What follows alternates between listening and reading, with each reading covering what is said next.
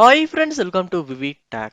Mostly நம்மள நிறைய பேர் நம்ம கம்ப்யூட்டர்ல ப்ரௌஸ் பண்றதுக்காக மைக்ரோசாஃப்ட் எட்ஜ் ப்ரௌசர் யூஸ் பண்ணுவோம்.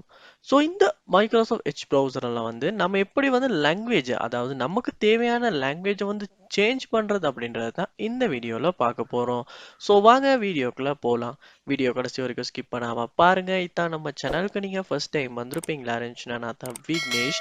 மறக்காம நம்ம சேனலை சப்ஸ்கிரைப் பண்ணிவிட்டு அப்படியே பார்த்துல பெல் ஐக்கனையும் கிளிக் பண்ணிடுங்க.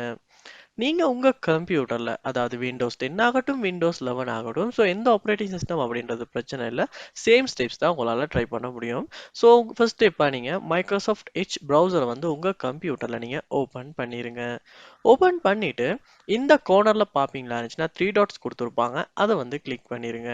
கிளிக் பண்ணிட்டு இதுல பாருங்க, கீழே செட்டிங்ஸ் அப்படின்ற ஒரு ஆப்ஷன் ஒன்று கொடுத்துருப்பாங்க, அதையுமே கிளிக் பண்ணி உள்ள போயிருங்க. செட்டிங்ஸ் ஓப்பன் பண்ணதுக்கு அப்புறமா இந்த இடத்துல இந்த பக்கம் செட்டிங்ஸு கீழே ஸ்க்ரோல் பண்ணுவீங்களா இருந்துச்சுன்னா லாங்குவேஜ் அப்படின்ற ஒரு ஆப்ஷன் ஒன்று கொடுத்துருப்பாங்க, அதையுமே கிளிக் பண்ணிருங்க. கிளிக் பண்ணதுக்கு அப்புறமா இப்போ என்ன லாங்குவேஜ் அட் ஆகியிருக்கோ அந்த லாங்குவேஜ் காட்டும். ஸோ இங்கிலீஷ் அட் ஆகியிருக்கனால இங்கிலீஷ் அப்படின்றது காட்டுது. ஸோ நீங்கள் ஏதாவது லாங்குவேஜை ஆட் பண்ண விரும்புவீங்களா இருந்துச்சுன்னா இந்த இடத்துல அட் லாங்குவேஜஸ் அப்படின்றத கிளிக் பண்ணிட்டு உங்களால் உங்களுக்கு தேவையான லாங்குவேஜை சூஸ் பண்ணி கொள்ள முடியும். ஸோ தேவையான லாங்குவேஜை சூஸ் பண்ணிட்டு இந்த இடத்துல டிக் பண்ணிட்டு நீங்க ஆட் பண்ணுங்க. ஆட் பண்ணதுக்கு அப்புறமா நீங்க ஆட் பண்ண லாங்குவேஜ் மைக்ரோசாஃப்ட் எட்ஜ் ப்ரௌசருக்கு ஆட் ஆகிடும்.